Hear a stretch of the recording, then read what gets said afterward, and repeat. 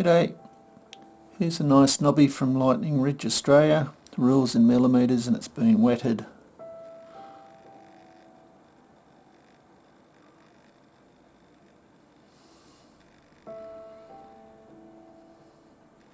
Fortunately the base colour, or the potch isn't very dark.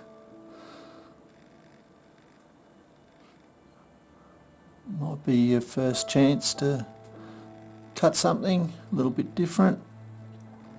I think it's not going to possibly be a complete clean stone. There's this potch over here on this side. Perhaps you might end up with a stone out of here. Till you grind the tops off, you won't see what's underneath, and then you can work out which way you need to cut it. Sometimes you can cut them in half and end up with two stones but you need a very fine saw to do that.